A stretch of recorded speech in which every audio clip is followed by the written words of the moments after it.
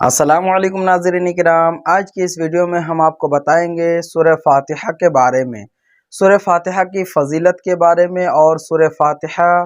کس چیز کے لیے سب سے زیادہ مجرب ہے اور کن کن چیزوں میں یہ کام آنے والی سورت ہے۔ تو ناظرین کرام، آپ کو جان کر حیرانی ہوگی کہ تمام سورتوں میں سب سے افضل و فضیلت والی جو سورت قرار دیا گیا ہے وہ سورہ فاتحہ کی سورت ہے، کیونکہ یہ سورت پورے قرآن کو جامع ہے،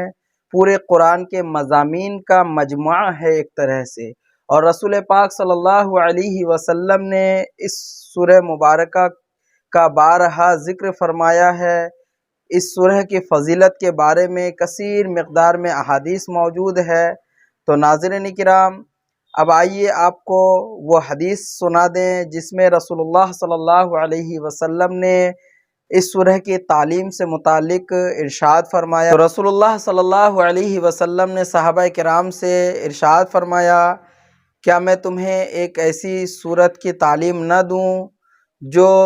سب سے بہترین اور افضل سورت ہے؟ تو صحابہ کرام نے عرض کیا، یا رسول اللہ صلی اللہ علیہ وسلم، ہمارے ماں باپ آپ پر قربان ہو،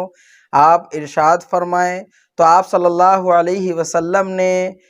سورہ فاتحہ کی تعلیم دی اور ارشاد فرمایا یہ ام الکتاب ہے،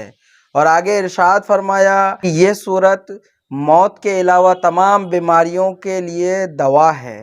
یعنی اس سورت میں اس طرح شفا رکھ دی گئی ہے جو موت کے علاوہ، کیونکہ موت آنا برحق ہے، اس کے علاوہ جتنے بھی مرض لگ جائے ہر مرض کے لیے یہ وظیفہ سورہ فاتحہ کا وظیفہ بہت ہی مجرب ہے، اس میں ہر طرح کی ہر بیماریوں کا علاج ہے، اسی لیے اس سورہ کا ایک نام سورہ شفا بھی ہے۔ تو ناظرین کرام، آگے رسول اللہ صلی اللہ علیہ وسلم ارشاد فرماتے ہیں کہ جس نے اس سورت کی تلاوت کی گویا کہ اس نے قرآن پاک کی 2/3 حصے کی تلاوت کی، سبحان اللہ۔ اور آگے ارشاد فرماتے ایک دوسری روایت میں ہے کہ گویا کہ اس نے پورے قرآن کی تلاوت کی، سبحان اللہ، اور اس کا ثواب اس قدر بلند ہے کہ جس نے اس کی تلاوت کی اور بخش دیا مومنین کے نام، مرحومین کے نام، گویا کہ اس نے تمام مرحومین اور مومنین مومنات کے نام بخشا ہے۔ تو معزز ناظرین کرام، یہ بہت ہی بہترین، عمدہ اور اعلیٰ درجے کے شفا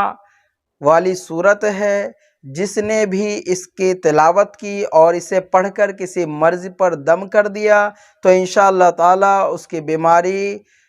یکا یک دور ہو جائے گی، اور کسی طرح کے مرض میں کوئی مبتلا ہو، آسیب زدہ ہو، اس پر بھی دم کر دیں تو انشاءاللہ تعالی تمام طرح کی پریشانیاں، بلائیں، مصیبتیں دور ہو جائیں گی، عاصبیت سے چھٹکارا مل جائے گا۔ اور اس سورہ میں رب تبارک و تعالی نے جو مضامین ذکر کیا ہے ان تمام پر انشاءاللہ تعالی اگلے ویڈیو میں ہم بیان کریں گے۔ اگر ویڈیو پسند آئے تو ہمارے اس ویڈیو کو لائک کر دیجئے، ہمارے اس چینل کو سبسکرائب کر دیجئے۔ پھر ملتے ہیں اگلے ویڈیو میں۔ السلام علیکم ورحمۃ اللہ وبرکاتہ۔